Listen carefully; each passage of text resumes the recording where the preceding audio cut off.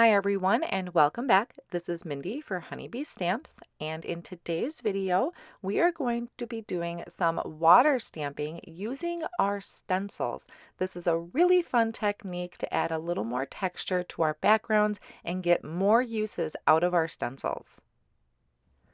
For today's technique, I'm going to be using the Hexi Patterns stencil. This is a 4-piece stencil set from Honeybee Stamps, and I'm only going to be using 2 of them, but this is a great stencil to add to your collection, and it's great for layering. I'll be using a piece of Neenah Solar White cardstock. This is 80 pound, cut to 4 1/4 by 5 1/2. And my ink combinations are going to be Speckled Egg, Peacock Feathers, and Chipped Sapphire Distress Oxide inks. I'm also going to be using just a foam blending brush for today. I like to use these when I'm going to be laying down a heavy coat of ink. The blending brushes are definitely a favorite of mine when I want to do more of a soft background. So using the foam, I'm just going to load up the ink on that foam applicator, and I'm bringing it onto my cardstock using circular motions. I'm going about 1/3 of the way down, and then I'm going to bring in the peacock feathers and blend those two together. Then I can bring in the chipped sapphire, and I'm going to actually flip my card, and I will use a post-it note to protect my fingers. And this is just so I don't get fingerprints on the other part of my cardstock that I already ink blended. So that's just protecting the area and my fingertips. I'll apply the chipped sapphire going into that peacock feathers. The blend doesn't have to be perfect, but I do like to go back over it just to try and even that out a little bit. Then I'm going to bring in one of the stencils out of that Hexi Patterns stencil set, and I'm going to spray the entire back of this with some water. This is just some clean water I have in a water bottle. I'll spritz the back of that just so it has some of the water droplets you could see there. And then I'm going to flip that over and place that down onto my ink blended cardstock. I'm going to take a piece of paper towel and I'm going to lay that over the top so that will soak up any of the excess water that might come out. And I'm going to put my Misty tool on top of this. This is just something heavy to hold that in place, and I'll leave this sit for a couple minutes. Once that's dry, I'll go ahead and remove the Misty and the paper towel, and then I'll carefully peel back my stencil. And what's happening is that water reacted with the Distress Oxide ink that I created, or that I ink blended, so it's creating this gorgeous pattern on top of our cardstock. This just adds a little bit more interest to our card. Now I'm going to do one more background. This one is using Peacock Feathers, Salty Ocean, and Seedless Preserves Distress Oxide ink.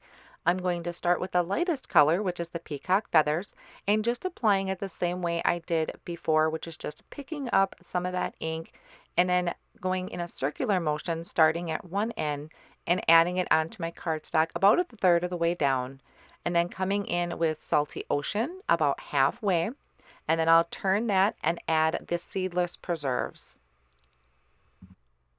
Once again, I'll protect my fingertips with just a post-it note, or you could use some post-it tape. And the Seedless Preserves and the Salty Ocean, I did go back over it a couple times just to try and help blend that a little bit better.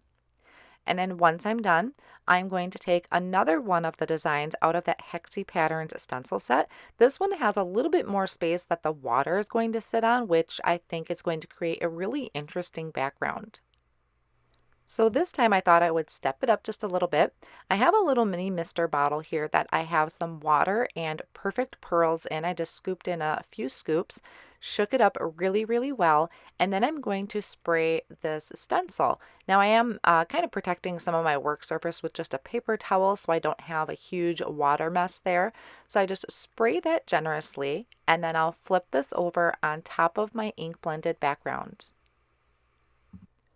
Then once again, I'll place a paper towel over the top just to catch any of the excess water that might seep through. And I will lay the Misty on top of that and let that sit for about a couple minutes.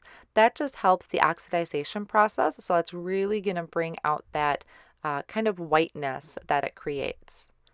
So after letting that sit, I can remove the Misty, peel back the paper towel, and then carefully lift back my stencil. Now, because we had added perfect pearls to this, this is going to change this up just a little bit. You can see it's got a lot of shimmer and shine to this, and I'll bring it closer to the camera in just a second. But I really like how this one turned out. I was a little nervous with all the space for the water to sit, but I like kind of those scattered droplet looks in there and really loving the shimmer and shine on this. Now I'm just going to help speed up the drying process on this using my Wagner heat tool, and then I'll set them off on the side to work on my sentiments. For that sentiment, I'm going to use the Friend stamp set and the Honeycut die. There's 3 layers there for the Friend Honeycut die. So what I did was I went ahead and I cut a bunch of the Friend scripty word using white cardstock, and then I have 2 of them cut for out of pixie dust cardstock, which is a white glitter cardstock. So after I had ran these through my die cut machine, I was just poking out those insides with my craft pick. And now I'm taking that first shadow layer and die cutting that from pearlescent vellum. The reason I have so many of these die cut is I'm actually, well, for one, going to do both cards at the same time, and I'm going to layer these together. So instead of using foam tape for dimension, I'm going to layer them with the cardstock. So here I just added those with some liquid glue and my tweezers, so that is 2 layers. Now the front one is going to have 3 layers. I'll have 2 layers of the white cardstock, and then the top layer is going to be my pixie dust cardstock or the white glitter cardstock. So I'm going to take this first layer, so this has got the 3 layers of cardstock. I'm going to add this to the pearlescent vellum shadow that I had die cut, and I'm going to just use the liquid glue for this. And I'm just using little dots of the glue. Now, if you ever feel like you have too much on there, you can just dab it away with your fingertips. And I like to use my tweezers to kind of guide where it's going to go. And also, don't forget your tittle, so the dot of your eyes on the word friend. And then once that's done, I'm going to flip this over and I'm going to add glue to the back of the words on this. And this is going to attach my other layer that I had created. Now, it probably is easier to add the glue to the other die cut words, but this works too. So then I flip that over and adding those other 2, this is a 2-layer piece, adding that to the back of it. So that's just creating dimension instead of using foam tape, is I'm just using cardstock instead. And I really like how this came out. It was just enough dimension to it without being too bulky. And I repeated those same steps using the other die cuts, so I'll have 1 for each of my cards. Next, I'll work on my stamping. So I'm going to use that Friend stamp set, and I have 2 sentiments that I chose that I'm going to stamp out. One says hello and one says hey there. I lined those up onto some black cardstock, and I'm using my mini Misty. This is the collaboration Misty from Hero Arts and My Sweet Petunia. The only difference is it's black, and I love the color black. I prepped my cardstock with an anti-static powder tool and then inking up my sentiments with a mini Versamark ink pad and stamped that down onto the black cardstock. Then I'm going to just sprinkle on some white detail embossing powder. Make sure those are nice and covered, and then I'll heat set that with my heat tool, making sure that it's really nice and hot before coming to the front and heat setting that embossing powder. And what I like to do is take a Swiffer cloth once that cardstock is cooled off, and I just brush over it to help remove any of that excess powder that was there. I'm going to take this and trim these sentiments down into a really thin strip, so I'm using that plastic guide to help line up and make sure those are the same width across. And this is using the Tim Holtz guillotine trimmer. This is the smaller of the 2. And then I'll set those off on the side so I can work on the rest of the card. I went ahead and die cut out some card bases. So this is just using white cardstock. This is 110 pound, and it's going to be 4 1/4 by 5 1/2.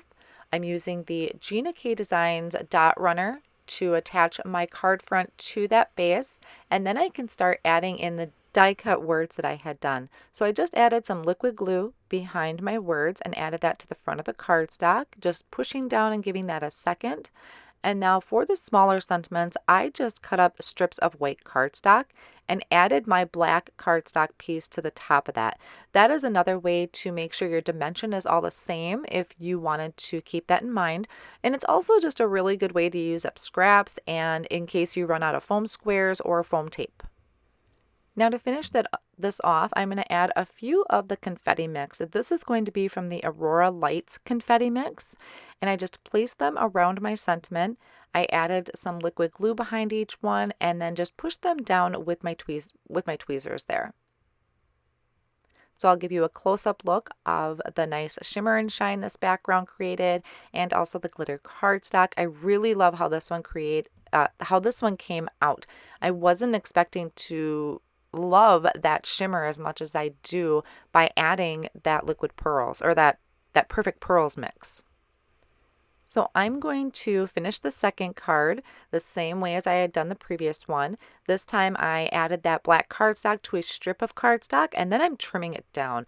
That was a little bit better for me, so I could make sure it was an even piece across the entire back, and then adding that to the front of the card as well. I'm also going to add the embellishments to this card as well. And when it comes to adding embellishments, for some reason, I've always done just odd numbers. That's just one of the first things I learned in card making, was using odd numbers with embellishments. It's just kind of appealing to the eye. And also, I try to draw it into my focal point. So my sentiment is the focal point. So I have 3 on top, 2 on the bottom, just kind of drawing your eye in more to that focal point of the card, and then just attaching those with the liquid glue. Now I had noticed that I had a little bit of a straggler, I like to call it, on that hello, where my heat embossing, I had a piece of powder there or whatever had happened. So a little trick that I had learned along the way, and what I'm going to do is I'm going to take my craft pick and I'm just going to lightly scrape that away.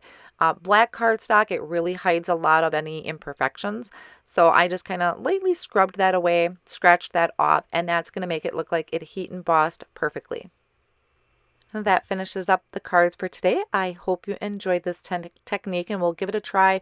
This really does help get you more out of your products, and especially your stencils. They're a really reasonable price to begin with, and by finding these new techniques, it really stretches them out even more, getting more bang for your buck. So thank you so much for joining me today, and I hope you have a great day.